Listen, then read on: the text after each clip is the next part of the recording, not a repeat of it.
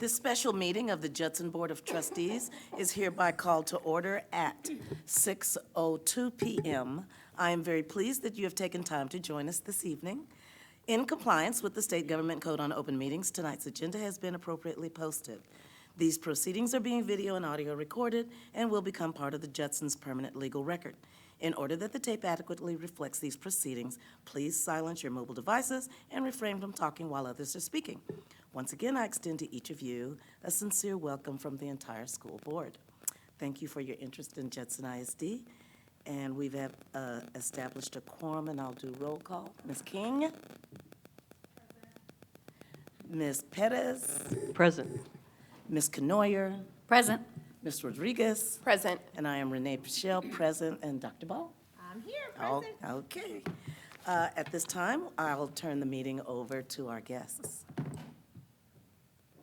So just a little introduction. We spent the day today with we actually had 4 individuals from TASB, so we're down to only 2. So it was a very informative day. We selected a few elementary, secondary principals and a few directors and all the senior staff. So our book was like this, so a lot thicker than your book, so it was good. So we're excited to go through this process. This is my second go around in going through this process, and I believe it's one of the best things that a school district should do. I have a question. Yes, Can ma'am. we take notes and write on the Yes. material? Mhm. Okay, thank Yes. you. And I'm going to introduce Eric. Eric is from TASB, and we've had this scheduled for a whole year to get this done. So looking forward through this process, and it is a several-month process, so he'll walk us through the steps. Thank you, Dr. Ball. Good evening, everyone, and thank you for having us, and thank you for taking time out of your Monday evening to join us to talk about policy. Not the most exciting thing sometimes, but important. And as you can see with the posting, there are going to be 2 separate meetings. And in the second meeting, I'll explain why that is. In policy, we like to abide by the rules. And I'll point you to the rule in the administrative code why we have to post it as 2 separate meetings. But the very first meeting, you'll get credit for, training credit for. So the sign-up sheet, hopefully everyone has signed up. I'll take that back and we'll have certificates for you that I'll give to Ms. Holmes, and she can distribute those to you. And then I'll take that back and we'll record the credit hours, continuing education credit hours back at TASB for you. But to start off, I thought I'd talk a little bit about introduction to policy making and policy maintenance. You should have a handout in your packet, introduction to policy making and policy maintenance for the board. And you have a copy of that? Perfect. So feel free to take notes on that. As I go through, I'll try to remember to reference the particular page number that I am on the slide. There are places for you to fill in the blanks, so I'll try to remember to mention those as we Excuse go through me, the Eric. presentation. I need to just say that, for the record, Mr. Diaz has just walked in. Good evening, Mr. Diaz, at 6:06 p.m. Thank you, I'm sorry. Oh, no problem. So assisting me today in the second half of the meeting will be Megan McGuffick. She's one of our newer policy consultants. Once this project is completed, she'll be working with Judson ISD as your assigned policy consultant. You will be in great hands with Megan. And I'll talk a little bit about the process of the policy review and sort of the scheduling as we get into the presentation. So the objectives are laid out for you. So in this part of the meeting, we're going to talk a little bit more about TASB Policy Service resources, and we're going to look at the overall structure of the policy manual. Gain a better understanding. One of the objectives of this training is to gain a better understanding of the difference between policy and administrative regulation, understanding the logistics for policy changes. There are 2 ways that your policy manual, which is a dynamic document, that it's updated. We're doing the policy review today. We discussed some of the key policies related to various operational areas in the district. In the second meeting, we're going to talk specifically about policies in the B section that deal with board operating procedures. And then there's at least one policy that I wanted to bring to the board for further conversation that we had on a policy during the administrative review. And in the policy review, we also look at the practices in the policy and have a conversation about whether or not we're going to continue the practice and then we'll adjust the policy, or if we need to follow the policy as a team. So literally, to make sure everyone is on the same page. You should have included in your handout a few terms that I might mention as we go through this particular presentation. At any time, and I mentioned this to the administrators earlier today, sometimes I will relapse into policy-ese, and I will start spouting out acronyms and abbreviations that may not make any sense to you, but is it clear as day in my head? Please stop me and ask me. It's like, Eric, what exactly does that mean? And I'll be happy to stop and explain that to you. Feel free, if you have any questions, just to interrupt me. I'm more than happy to clarify something that we've talked about. So just a little bit about me. I started my journey in education, working in education in Port Arthur, Texas, Southeast Texas. And I served as special assistant to the superintendent. And one of my responsibilities included working with the board, organizing board meetings, scheduling board travel to conventions, and I was responsible for maintaining the policy manual. And the story that I told to the administrators this morning was the person who left before me left in haste, but they were able to clear out the office, but the only thing in the office, almost like it was from a movie scene, sitting in the corner, was this big blue book. And what I found out is there were 13 copies of it throughout the district, and they all said something different. So one of my first responsibilities was to put together a policy review, somewhat similar to this, so that everybody was on the same page, again, literally, about what the policy was in the district. But as a policy consultant, I've been at TASB for 15 years, and I joke with them. I told them I started working when I was 3, but I'm 1 year away from a half a century, but I think I have good genes. My grandparents lived to be over 100, so I'm hoping to get there. Just got to live right. But I've been at TASB for about 15 years, and as a policy consultant, we have 3 roles, 3 primary roles. The first is to assist districts by gathering information. So, as you know, the legislature meets every 2 years, but they can do a whole lot in the 120-odd days that they're in session. So we gather that information from the legislature, gather information from state board meetings where they may revise rules, commissioner rules. Congress is constantly meeting, and they're passing laws that may impact school districts. So how do we help districts? We gather that information. And what we do is we analyze it. What's the impact going to be on school districts? And then we take that information and move to our next role, that of developers. We'll develop school board policies to comply with law. And we're going to talk a little bit about why certain local policies exist in your policy manual as we go through this presentation. But once we do that, and we do that in collaboration with our attorneys in TASB Legal, and sometimes we also collaborate, which is sort of our third role, we also collaborate with other divisions in TASB, other than legal, and with state agencies. We maintain the policy manuals for all the school districts in the state of Texas. So it's important that we have a line of communication to the rulemakers at SBOE, to the commissioner's office, so that we understand what they're requiring of school districts, especially as it relates to school board policy. So that collaboration, that collaborative role is a key one for us. We also collaborate closely with our districts. Most of the time, we're talking with our policy contacts in the district, which 9 times out of 10 in smaller districts is the superintendent, but in larger districts, it could be another administrator. And that's our point of contact. That's our policy liaison. And it's important that we have one person in the district coordinating that, one person that we could go to. We also collaborate with each other. There are a total of 10 policy consultants. We are not assigned by region. So this region of the state isn't my region.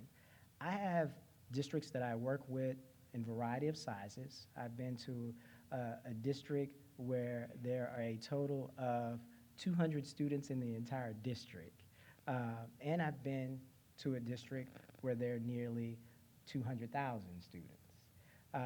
My districts are located in West Texas, the Valley, all the way up into the reaches of the Panhandle, East Texas, which I don't get to as often as I used to, and then all throughout the state.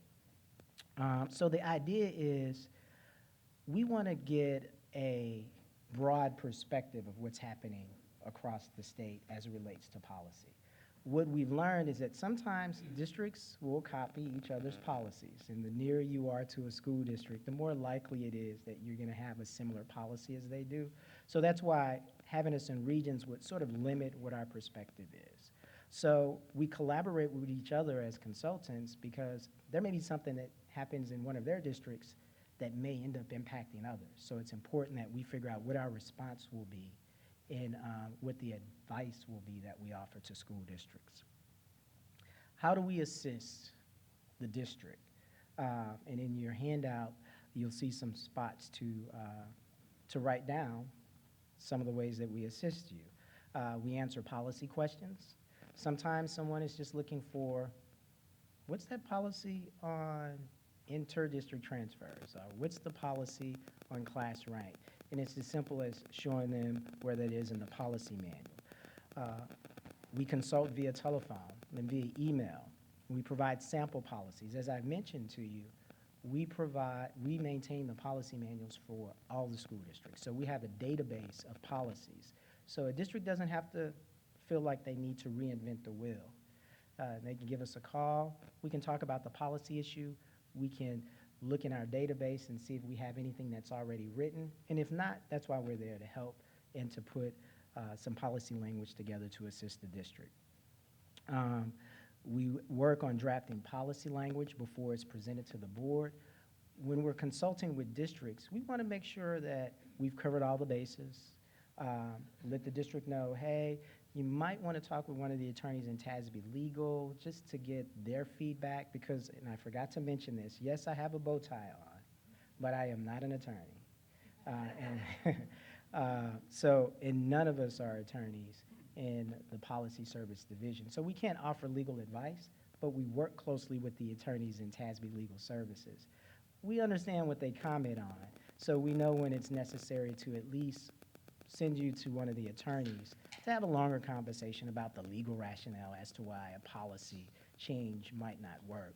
So when I'm working with the policy contact in the district, we're trying to ensure that the policy that's proposed to you is the one that meets the district needs and hopefully doesn't have any legal issues associated with it. Lastly, we conduct training and workshops in districts, and we conduct these or facilitate these policy review sessions. The last policy review here in the district, and were any of you on the board during the last one? It was in 2007. Okay. So this is new for many of you. That's good. We recommend every 5 to 7 years, with 7 being the most realistic expectation. Your last policy review, I believe it was it 2011? It's either 2011 or 12. I can't quite remember. Yeah. So it's been a little while. So it's sort of like a maintenance check, so to speak. Or as we move to the next slide. It's just to check up on your policy. And what I want you to know, and you can see in this little girl's eyes, she's kind of suspicious. Don't be suspicious of us. We are here to help. okay? We're here to help. So we want to make sure your policy's in good health for all intents and purposes. The review actually started it's been on the schedule for about a year, and unfortunately, we've gone through several consultants, and we were finally able to get this scheduled. But once it was on the books, we sent a policy review questionnaire to the superintendent and asked the superintendent to complete that based on what the practice is in the district, okay? So Dr. Ball completed that, returned that to me, and Megan and I worked on drafting policies that align with the responses on the questionnaire. We spent most of today, or all of today, they're looking, not most, Eric, it was all of today. We spent all of today with the administrative team, the principals, talking about those recommendations and getting feedback from them on what the practices are in various operational areas in the district. We spend most of the day with the administrative team because it is an administrative responsibility to recommend policy to the board. The board ultimately adopts policy, but the recommendations statutorily come from the superintendent and vis-a-vis the superintendent's administrative team. So we spent the vast majority of the day from about 8:30 till about 4:30 today. There were breaks. There were breaks to talk about the policy. Really interactive group, informed group, feedback was good. And sometimes it's usually difficult to get through everything, but we were able to get through most of the policies and a few things that we'll talk about tomorrow with a few of the other administrators. At the conclusion of our time here in the district, what we will do is we'll go back to policy service, take the information we've gathered, and put together, finalize the recommendations that we will be sending to the board in the form of what's called a summary document. So in that summary document, you'll see the policy code, sort of an explanation of the change and the recommendation, and then a column that has a yes or no box in it. And the district can check, yes, we're fine with the changes as recommended by TASB Policy Service, or no, we want to keep the policy the way it is, we're good with the way it is, we'll make sure the practices align. Or, yes, we're fine in revising this policy, but we have a few additional changes that we would like to add. So the district will provide that information to me, and your policies aren't going to change at that time. When we send that summary, we send information on how to post it, information on how the board should make the motions to approve it, and then send that back to me. And the policies don't change at that point.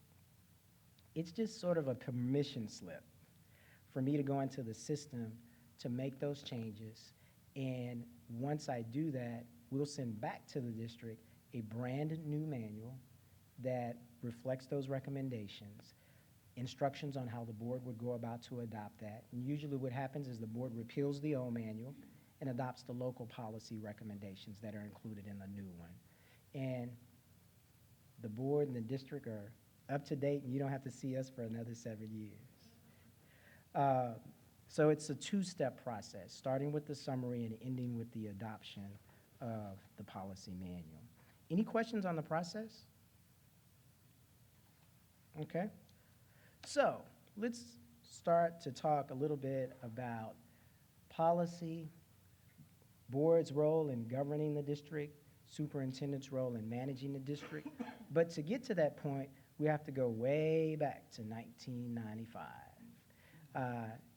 Does anyone recall what happened in 1995? And I'm not going to let the administrators respond because they know the answer.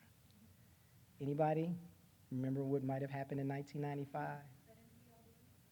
Not NCLB specifically, but it did have to do with education legislation. In 1995, there was a massive rewrite of the education code here in Texas. And they rewrote almost everything in the ed code, everything except school finance. It took them 24 years to kind of begin to address that. So Anything dealing with the board, superintendent, and then a variety of other issues were revised. And one of the most relevant changes to our conversation was how the legislature began to distinguish the governance roles of the governance roles of the board from the administrative management roles of the superintendent. One of the things that you will notice is that they moved to a more corporate arrangement. And you're gonna, when we look at the statute, you're gonna see the terminology that you normally will see with a Fortune 500 corporation. And as I was mentioning this morning, when I think about sort of the corporations and CEOs and board of directors, the one that I'm remembering or that I can recall back when I was growing up was Lee Iacocca. Yes, that kind of ages me. It wasn't Michael Dell, it wasn't, what's the guy, Jeff Bezos, it wasn't those folks. It was Lee Iacocca. He knew how to run a corporation. He was a CEO, and he and his board worked to ensure that Chrysler was a productive, profitable corporation. When you think about it, a school district, it may not be a Fortune 500 corporation. Its value is in its students and its staff, not in the cars that it makes. But there are millions of dollars at stake. You see that we have a board of directors, board of trustees here, and you have a CEO. And you're going to see that as we go through the legislation that was put in place. So Education Code 11.151B lays out the board's, not responsibilities, but begins to describe the board. The trustees as a body corporate, so that's the first time you're going to see that sort of corporate terminology. As a body corporate, have the exclusive power and duty to govern and oversee the management of the public schools of the district. And what does govern or governance mean? And I went to the source of all sources, Wikipedia, and I found this one, which I think fit perfectly.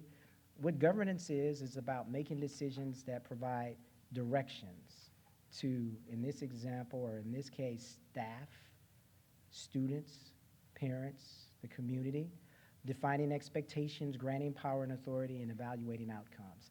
Just in that definition, when you think about policy, you make decisions that are reflected in policy. You provide direction in policy. You're defining expectations in policy, granting authority and power to the superintendent or delegating that authority through policy. So you'll see that policy is the governance tool that the board uses. Now, prior to 1995, that particular statute, it actually said trustees as a body corporate have exclusive power and duty to govern and manage the public schools of the district. So you can see they were trying to make a clear delineation between the board's role in governing the district. And if the board is overseeing management now, that means that the management responsibilities rest elsewhere, okay? But when you look at that particular statute or that particular citation, you'll see that oversight falls into that governance role because you provide oversight, you evaluate outcomes, you're providing oversight, okay?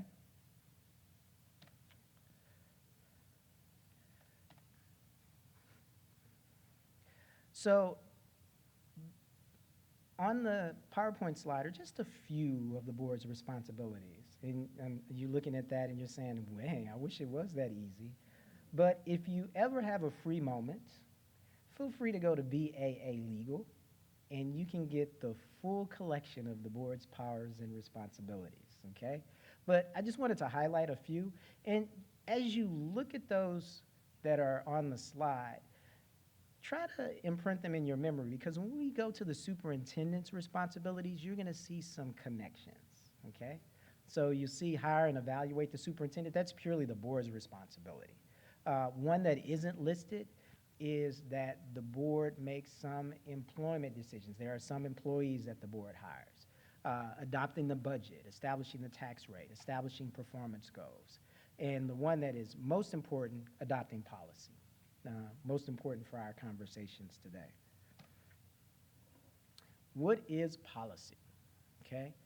Prior to me starting my job as a policy consultant, even before that, when I was a special assistant to the superintendent, I use policy interchangeably with procedures and everything else. But there really is a distinction, and let me see if I could clarify what that is. And I'm going to refer to big P policy and little p policy. And just because it's a little p policy doesn't make it less important. But when we think of big P policy, we're thinking about public policy that describes the sort of values, the general philosophy under which the board operates. Every district has a different set of values under which they may be operating. Some of them may be similar, but a different variation of those values. And where would I see reflections of the board's philosophies or values?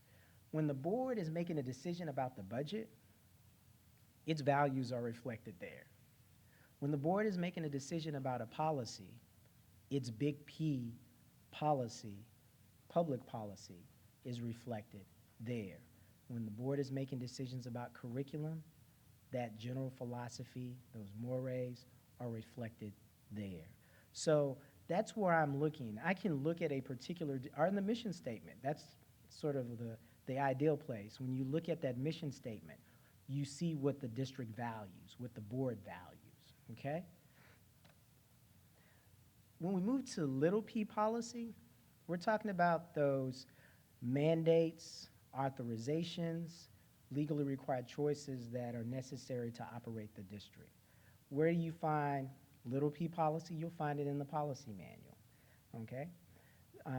You'll find it reflected maybe in board operating procedures. But that's where you will see that policy, and this policy is the policy that we're having this conversation about today. Those mandates, authorizations, and legally required choices to run a district. If I had to sum up what little p policy is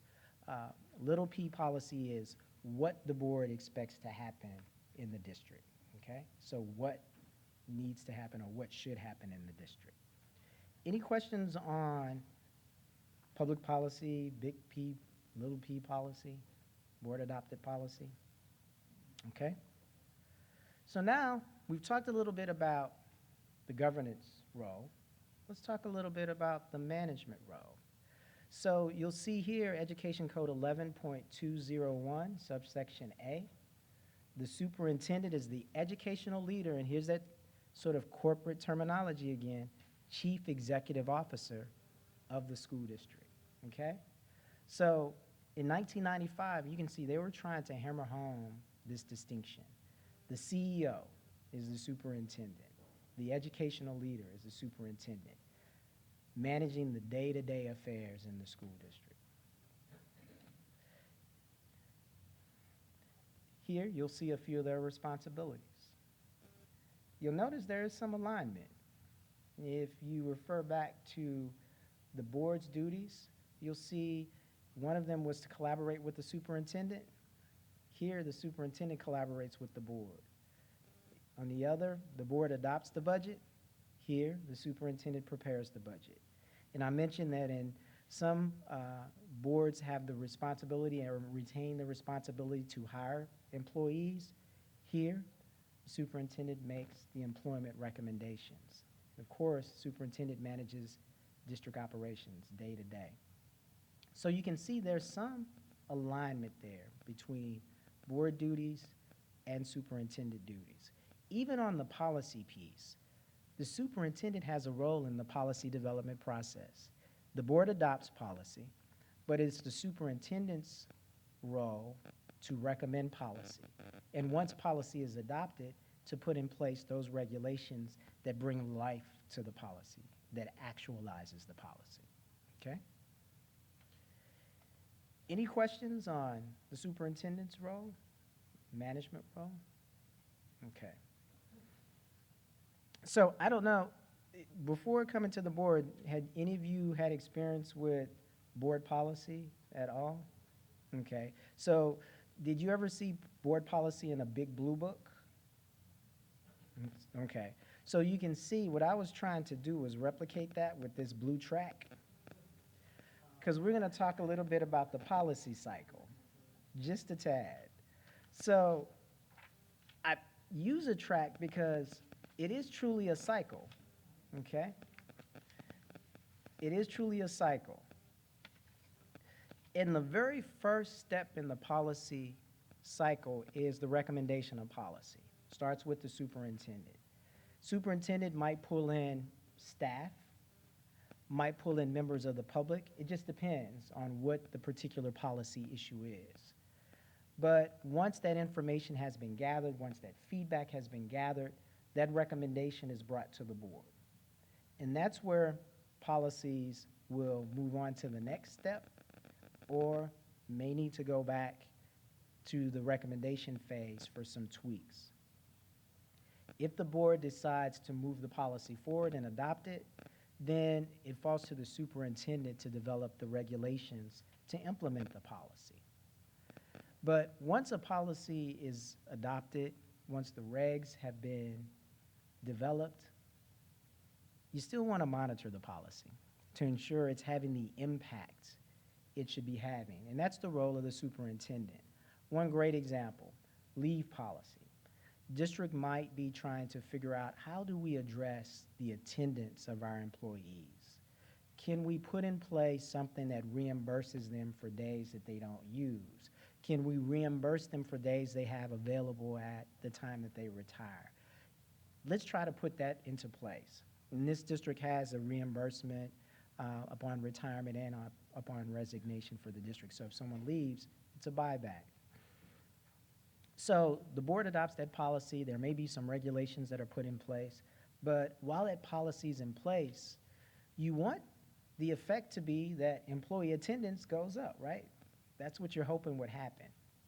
So if that doesn't happen, then you may need to start at the starting line again. So it's almost like doing laps to review that policy to see does it need to be tweaked?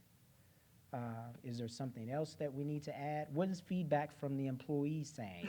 Is the number of days we're buying back, is that an incentive, or is it the amount that we have? What is it?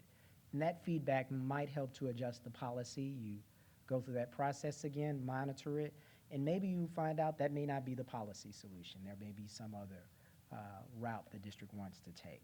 But the point I'd like to make is that it is a continuous process. It's not recommend, adopt, implement, and we're good. You want to monitor. And that goes back to the governance, the definition of governance, evaluating outcomes, evaluating performance. Okay? So now let's sort of delve into the architecture of the policy manual. Doesn't look as pretty as this, but it has its own beauty. It's not that, but there are a number of policy codes, but we have these main divisions, A through G. Don't ever try to create an understanding of what the letters mean. It's just a category. It's categorizing policies. A section, sort of the shortest section of the manual, just deals with district foundations. B section is the only one that somewhat seems intuitive because it deals with the board. Section C deals with business. Section D, personnel. E, instruction. F, students. G, the community and public. In the heart of the manual, literally in the heart of the district, is D, E, and F, your employees, instruction, and students, okay? So those are the big parts of the manual.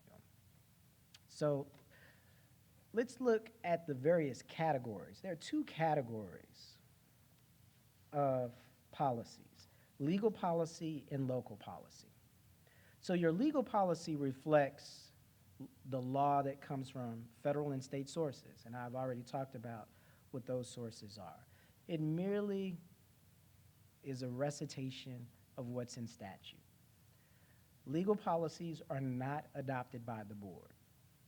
When you look at Update 114, you're going to be thankful that legal policies are not adopted by the board, because most of the policies in that update are legal policies. And I think it took about a ream and a half of paper to print that update, unfortunately.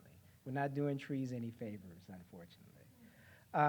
But again, they provide context for your local policy, but board adoption isn't necessary, because whether the board adopts them or not, you're still going to have to comply with the legal policies. The policies that the board does adopt are the local policies. And local policies reflect local school board decisions. So the primary reason that local policies are included in the manual is to provide that direction to staff, students, and to the public. The other reason that local policies are there is to ensure that decisions and actions in the district are fair and consistent and not arbitrary and capricious. So you want to ensure consistency. When we started with the administrative team today, I asked them, what do you want to gain from this review? And one of the words, in addition to just knowledge on the policies, consistency. It's all about consistency, okay? So legal policies and local policies. Now let's delve even further, because there are two types of local policies. The first are what we would call base version policies. These are standard policy statements that are common to many districts. So it should not be unusual that if you were to go on Policy Online and you were to look at some neighboring districts' policies, might be the same. They might be the same policies. And how would you be able to identify whether they're the same policies? You can look in the lower left-hand corner of the policy. You'll see the policy code, followed by local, and you'll see some alphanumeric combination other than X. It might be A, B, A1, B1. That's an indication that that's a base version of the policy. If there's a requirement in law that a district needs to have a particular policy, what we do is we develop a policy that complies with the law, and we provide that to our members. So again, not about reinventing the wheel, not trying to build a brand new policy house. We've provided you a place to start. And it could be okay just the way it is. Some districts may not like the vanilla version of the policy, so to speak. They may want to add a few sprinkles and some other things. And that's totally fine, because every district is unique in a way. And when a district does that, when a district takes a base version of the policy and tweaks it, it becomes what is called a unique policy. And those are policies that the district has modified, or there may be policy codes that we don't have a base version for, and we've created it from scratch. So those would be unique policies. You would be able to identify a unique policy by going to that same place, lower left-hand corner, and you see the policy code, local, and you'll see an X. So X means unique. When I do these policy reviews, a lot of the times the districts will tell me, Eric, we want to get rid of all our unique policies. One, that's impossible. Two, if there's something that is missing from your policy that doesn't quite work for your district, it's fine to add it. We're creating base versions of the policies for little bitty districts like Divide, where the total district population is around 30 students, and huge districts like Houston and Dallas and San Antonio and Austin. So there may be things that those districts would like to see in policy that we didn't think of. We're just trying to ensure the policy reflects the law. So it's fine. Add that in there. In addition, there are some policies that we don't have base versions for. They're just X by nature. So it would be impossible to get rid of all the unique policies. So unique policies are not bad. If they're reflecting what you're doing in the district, they're the perfect policy for your district, okay? So I mentioned that most of your manual is legal policy. About 75% of the manual is probably legal. And that may beg the question, why do we need local policies if the legal policy doesn't cover it all, right? Well, there are a couple of, well, not a couple, several reasons why you may have a local policy in your manual. The first, and go back, sorry, is that the law requires you to have a local policy. There are at least 3 new local policies that you're going to see in Update 114 that are there because the law said districts must have these policies in place. One has to do with threat assessments, another has to do with trauma-informed care, and another has to do with cybersecurity. So in the update, you will be seeing those policies that the law requires, and you already had a number of policies that the law requires. Yes, ma'am. Okay.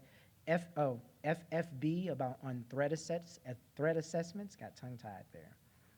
FFBA on trauma-informed care, and CQB on cybersecurity. Okay? You're welcome. So that's why those are there, okay? Say again? Oh, okay. Oh, no, that's okay. I was like, he's finding this that exciting? Whoa. The other reason that a local policy exists is for risk mitigation. It's best practice. So there's some policies in your manual that are there for the protection of the district. Perfect example of that policy is DIA and FFH. Those policies deal with harassment, discrimination, and retaliation. DIA for employees, FFH for students. So what your policy does in both places, it lays out this is prohibited behavior. These are examples of that type of behavior. What happens when someone witnesses it or is a victim of it? What is the administration supposed to do when they receive that report? What the investigation is supposed to look like, and what a individual who might not be happy with the results is supposed to do, okay? So that policy is there so that you can show that you've taken a proactive measure to protect your employees and your students, okay? I tell districts it's great to have this policy in place, but it's more important to follow it in the event that something pops up, okay? So any questions on that? Risk mitigation, that's the other reason. Sometimes the legislature will give you options, or the federal government will give you options, and you will need to reflect whichever option you will abide by in your local policy. The perfect example of that is EI local. And what that policy states is whether or not you will permit a student to earn partial credit for a 2-semester course. A district is not obligated to provide it, but if you do, that needs to be clearly stated in the policy so that everyone is treated consistently. The other good example that we all might be familiar with is FMH, which deals with graduation, and whether or not a student would be able to walk even if they have not completed the requirements, the state testing requirements. They've completed the credit requirements, but haven't passed all the state mandated assessments. A district can allow those students to walk, or a district could say, no, you need to actually be graduating in order to participate in commencement. Whatever that decision is needs to be clearly stated in policy, so when students are in that situation, the district's administrators know what they should do, okay? I've already mentioned sometimes the board delegates or needs to delegate authority. Your CH local delegates authority to the superintendent to make purchases up to a certain amount. So that provides for efficiency of meetings. The other is DC local. It deals with hiring authority, and many districts delegate the hiring of at-will employees to the superintendent, but the board will retain the authority to hire contract employees. Some districts, the board delegates all hiring authority to the superintendent. Whatever that district's decision is, needs to be made through policy. Then board operating procedures, I'm sure you're familiar with that. I use the term procedures here, and these are the one procedure or one type of procedures that are adopted by the board, okay? Most of the procedures that are in place in the district are administratively developed, but board operating procedures, only the board can approve those because they deal with board operations. So BED, which you're gonna hear about in the second meeting, is one example of a policy that's in place regarding public participation. BE is the one that deals with your board meetings. When are agenda items due? How is the agenda prepared? What rules do we operate under? Robert's Rules of Order. So all of that is laid out in that particular type of board operating policy. And the last one is kind of a catch-all. Sometimes there are issues that are real hot in the community. And most of the time, if it doesn't fall into one of those other categories, the advice I would be giving to the district is it probably could be taken care of administratively. It doesn't need to be put in policy. For some districts, dress code is a big issue. And our advice to districts is that's an administrative issue. As a board, what your expectation is that the superintendent and her staff create a conducive learning environment. That's the expectation, a conducive learning environment for students. It falls to the superintendent to put in place the rules that would provide for that. In this case, the dress code that would provide for creating that conducive environment. But I will have a conversation with the district, and they will tell me, Eric, you just don't know. This needs to be in policy. And I was like, okay. And we put it in policy. But it's a wild card. It just depends. So some districts will have dress code in policy. Other districts, it's in the handbook. That's perfectly fine. So those are the conversations we have. I'm not going to be aware of what's happening in the district unless the district's contacts tell me, and then I could say, I understand what you're saying. Let me draft that 17-page dress code and put it in your policy for you. So any questions on why a local policy might be included in your manual? Okay? So let's move to the last phase, the administrative regulations or procedures. These are the guidelines that are usually based on policy, and if there is no local policy based on state law, that are left to administrative discretion in development and implementation, because these are the tools that the superintendent uses to manage the district. These particular documents, these regulations, they're dynamic by nature. So that's why they're not adopted by the board. They're reviewed by the board, but they're not adopted by the board. And there's actually a policy on regulations. You also have a policy on policy, by the way. But you have a policy on regulations, and it says that those are not adopted, but reviewed by the board. Some examples of regulations, and I can't recall a district, maybe a handful. There are a handful of districts that have a true administrative regs manual. It's rare. Most of the time, those procedures or regulations are distributed across a variety of documents. The employee handbook, that's an administrative regulation.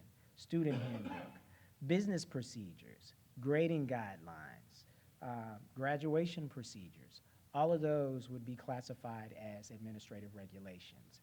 What the board says is this is what we expect to happen. We've passed this policy. This is our expectation.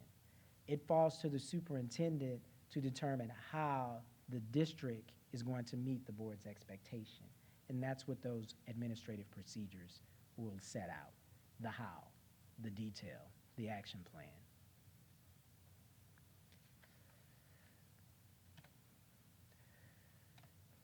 Oops.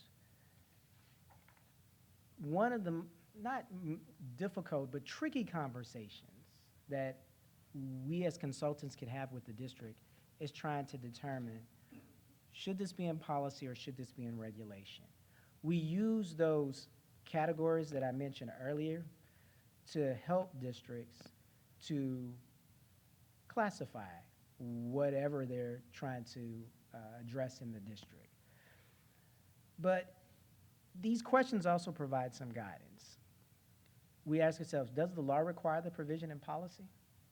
If it doesn't require it, if the law requires it, it should be in policy. If it doesn't require it, it could be somewhere else, okay?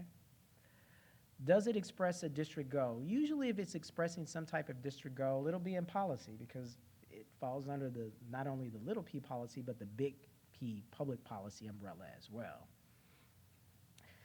What if it needs to be changed quickly? Do you think that would be a policy or regulation?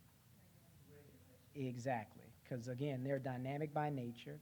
And sometimes the superintendent might need to tweak a regulation to better meet the expectations that have been set out by the board.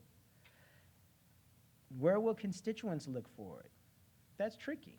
Remember, little guy? It depends. In a district where the dress code isn't a big issue, they'll look for it in the student handbook. In a district where the dress code is a huge issue, they'll probably be looking for it in the policy manual. So it really is going to depend on a particular district situation. And then, is it an extremely controversial issue? It'll probably end up in policy in the long run, okay? So that's kind of the guidance. Those are the conversations that are happening behind. There's a lot of work that goes into policy development behind the scenes before it gets to the board for your consideration on whether to adopt it, amend it, or send it back for further study. So as we wind down, your policy manual is updated in two ways. It is a dynamic document. We talk about regs being dynamic. Policy too is dynamic, but in a glacial kind of way, because you have to wait for the legislature to meet, and sometimes there are going to be changes to laws that require you to update your policy. One of the ways we take care of that is in TASB numbered updates. I've been alluding to update 114 this evening. And what happens in that process is we take all that information, we work with the attorneys in legal to take care of the legal policies.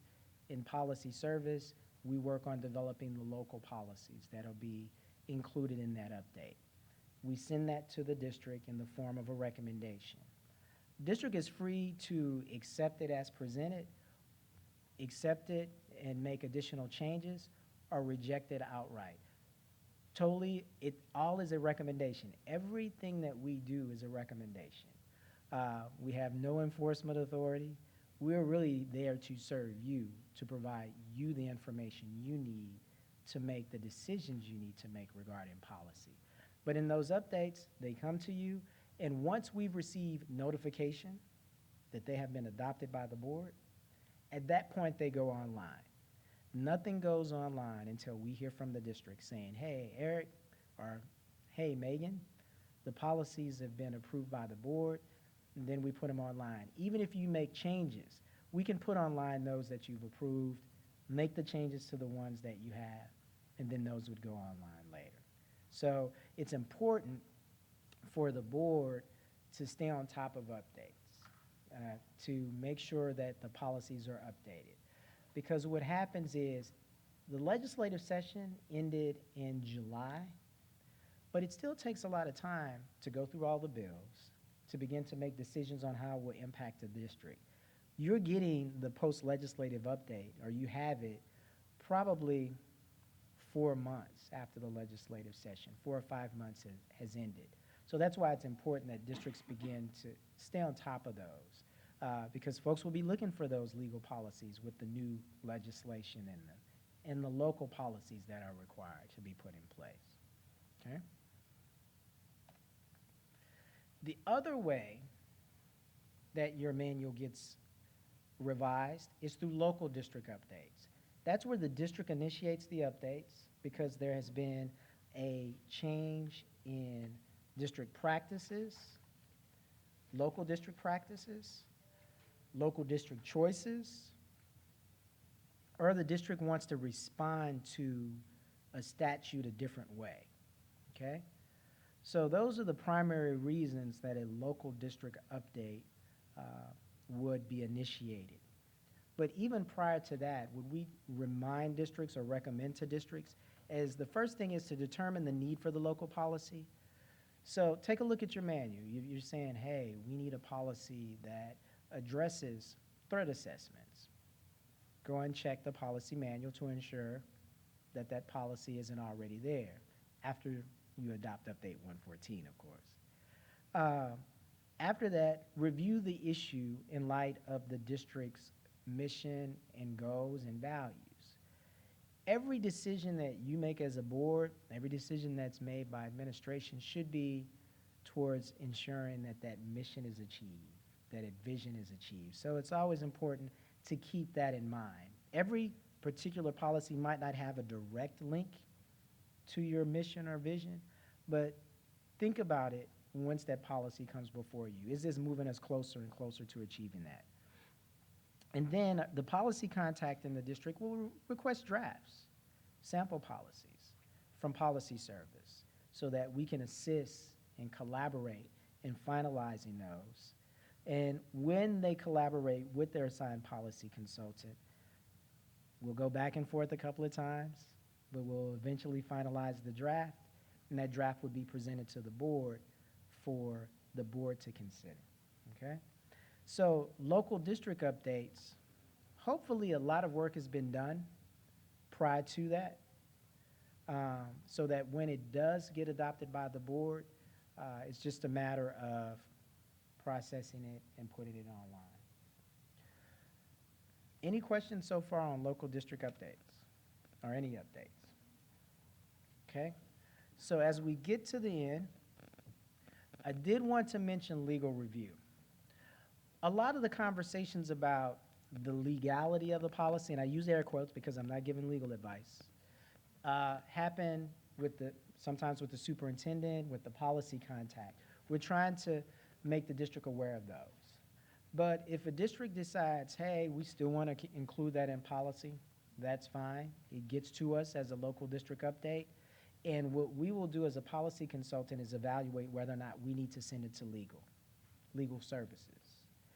Every policy does not go to legal services. So every policy will not get legal review. For me and for many of the other consultants, it's a low threshold as to what goes to legal. If there's anything that I'm not sure about, anything that I question, we'll mark it and send it once it's been adopted by the board. The attorneys will make a decision on whether or not there's an issue there, and if there is, they will send a legal advisory letter. Most of the time, it will go to the superintendent. There are a few occasions where a legal advisory letter will go to the board president because it deals with an issue that's kind of a board operating procedures issue or such. But 90-some-odd% of the time, that legal advisory letter will go to the superintendent. Those are between the district, the attorney, and the consultant. So if a district decides, thank you, we appreciate it, we're going to keep the policy the way we have it, totally fine. We defer to the board on those decisions. And a lot of the times, what the attorneys are commenting on is potential application of the policy, cautionary notes. Some other times, they are saying, be careful, you might be the first guinea pig as it relates to a legal challenge to this policy. We don't know yet, but we just want to make you aware. So just something to be cautious about. And then the third one is just, sometimes they send out letters that say you're changing this and you're not making it prospective, you're making it retroactive. But a lot of the times when we've had conversations, what we found out, conversations with the district, is that what they're doing is they're aligning the policy with the practice that has been in place for many years. So it's not that they're being applied retroactively, it's actually the policy is catching up to what the practice has been. But they're cautionary, and they're there to at least provide some additional advice to the district. So few takeaways. Any questions before I get to the few takeaways? Policy alerts, those are things that the policy contact and superintendent will usually receive if there is a need to update policies and we can't wait for a numbered update. We'll send out a policy alert. I think one of the last policy alerts that dealt with a particular policy change was probably the one, either the child nutrition plan, the wellness plan, where something went into effect fairly quickly and we couldn't wait for an update, so we sent information out to the districts about it. But those go to the policy contact, superintendent, administrative assistant. Just a reminder, make sure to adopt those numbered updates in a timely fashion. Don't let them languish, because by the time if you put them aside, the next one will be on its heels. We do 2 to 3 a year. This year, you're only going to probably get 2. After looking at 114, you're going to ask why you're sending us the second one. But the second one, 115, is probably going to be a lot smaller than the 114. But usually 2 to 3 times a year, with the biggest ones happening after a legislative session. Just a reminder to the administrative staff, and as we worked on the policies today with the administrative team, there were constant references to, oh yeah, we're going to have to revise our regulations. Oh, we're going to have to look at the forms that we have if this particular policy is revised.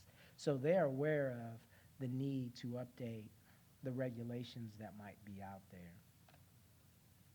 And always, make sure the policy aligns with the district practices. If there's a change, revise the policy to reflect that. And always keep the mission statement in the forefront. Value statements, the goals in the forefront of your mind as you're making those specific policy decisions. On the back of their handout, as a board member, I think you also have access to a number of resources in MyTASB.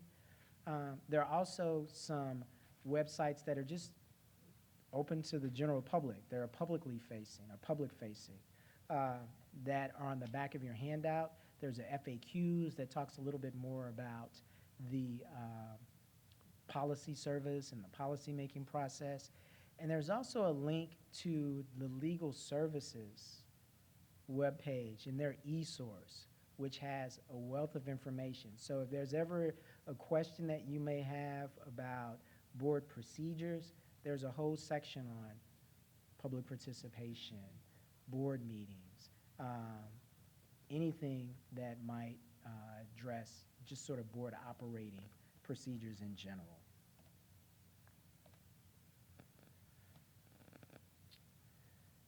And I have not added that slide. I usually have a slide where thank you flies through and some flowers pop up, and it's like, thank you for serving as school board members in your community. It's a tough task. You have to give up your Mondays and spend a whole lot of time talking with Eric about policy, Eric and Megan. But I know you would not be here if you did not care for the students in this community.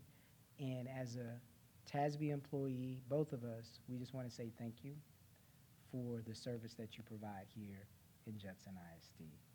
Did you have any questions about anything? Okay. All right. Well, that's it for the first meeting.